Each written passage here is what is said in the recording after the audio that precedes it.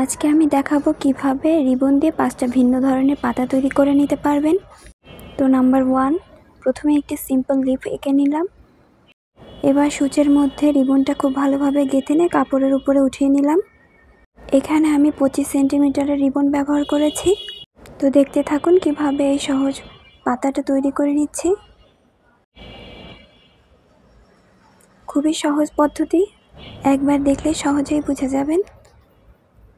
তো এভাবে প্রথম পাতাটা তৈরি হয়ে গেল। এখন দ্বিতীয় পাতা তৈরি করব, এজন্য আবারও একটি পাতা এঁকে নিলাম। এখানে আমি 1.25 সেন্টিমিটার রিবন ব্যবহার করছি পাতা তৈরির জন্য।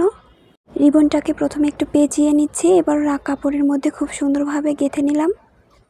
এখানে কিছু নট স্টিচ দিয়ে নিচ্ছি যাতে রিবনটা কাপড়ের মধ্যে সুন্দরভাবে অ্যাটাচ হয়ে থাকে।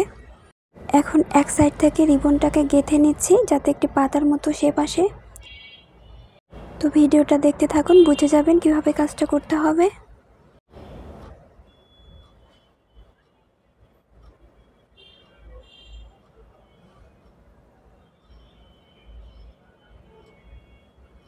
এক সাইডের কাজ হয়ে গেলে আমি অপর সাইডে একই রকমভাবে রিবনটাকে গেঁথে নিচ্ছি।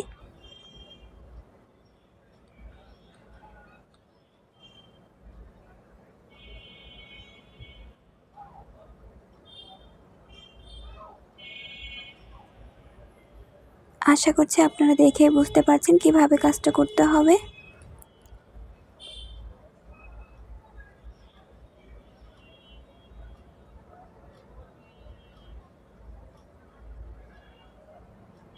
তো এভাবে আমার দ্বিতীয় পাতাটাও কিন্তু তৈরি হয়ে গেল। এই পাতাটা দেখতে অনেক সুন্দর হয়েছে। এখন 3 নম্বর পাতা তৈরি করব, এজন্য আবারও একটি পাতা এঁকে নিচ্ছি। পাতার উপর সাইড থেকে রিবনটাকে উঠিয়ে নিলাম। এখানে আমি 25 সেন্টিমিটার যে রিবনগুলো থাকে ওইগুলো ব্যবহার করছি।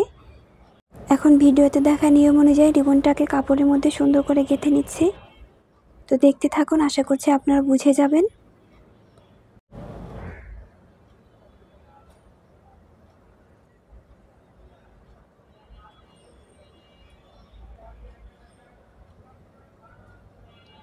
এই পাতাটা দেখতেও কিন্তু অনেক সুন্দর হবে। আশা করছি দেখে বুঝতে পারছেন কতটা সুন্দর হয় এই পাতাগুলো দেখতে। এই ধরনের রিবন দিয়ে পাতা তৈরি করে আপনারা বিভিন্ন কাজে ব্যবহার করতে পারেন। অলমেট, কুশন কভার, টেবিল ক্লথ, এমনকি ড্রেসেও এই ধরনের পাতা ব্যবহার করতে পারবেন। তো এখন 4 নম্বর পাতাটা তৈরি করব, এজন্য একটি পাতা এঁকে নিলাম। তো ভিডিওতে দেখা নিয়ম অনুযায়ী এভাবে রিবনটাকে গেঁথে নিচ্ছি। এখানেও আমি 25 সেন্টিমিটার যে রিবনটা আছে সেটা ব্যবহার করছি।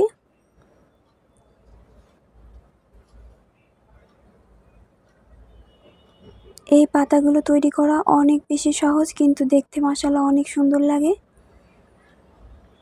যারা নিজের হাতের কাজের মাধ্যমে ঘর সাজাতে পছন্দ করেন, আশা করছি আজকের ভিডিওতে তাদের অনেক ভালো লাগবে। রিবন দিয়েও কিন্তু অনেক কিছু বানিয়ে আপনারা ঘর সাজাতে পারবেন।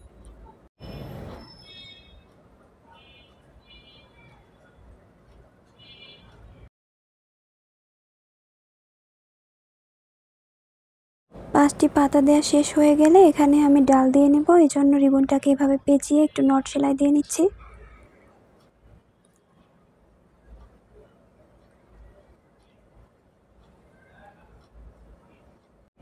তো 4 নম্বর পাতাটাও তৈরি হয়ে গেল। এখন 5 নম্বর পাতা তৈরি করে নেব।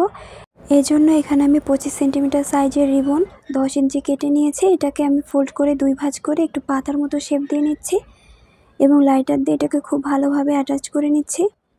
তো এখন এগুলোকে 1.25 সেন্টিমিটারের ছোট রিবন দিয়ে খুব ভালোভাবে কাপড়ের সাথে গেঁথে নিচ্ছি। আশা করছি বুঝতে পেরেছেন। এই ধরনের পাতাগুলো দিয়ে বড় ফ্লাওয়ার তৈরি বা বাঞ্চ অফ ফ্লাওয়ার তৈরিতে অনেক বেশি কাজে লাগবে। তো এভাবে আমার সবগুলো পাতা তৈরি হয়ে গেল। আশা করি আজকের কাজটা আপনাদের অনেক ভালো লেগেছে। যদি ভালো লেগে থাকে তাহলে অবশ্যই আমার পেজটার সাথে থাকবেন, আর ইউটিউব চ্যানেল থেকে দেখলে আমার চ্যানেলটাকে সাবস্ক্রাইব করে যাবেন। ভিডিওটি শেষ পর্যন্ত দেখার জন্য অসংখ্য ধন্যবাদ।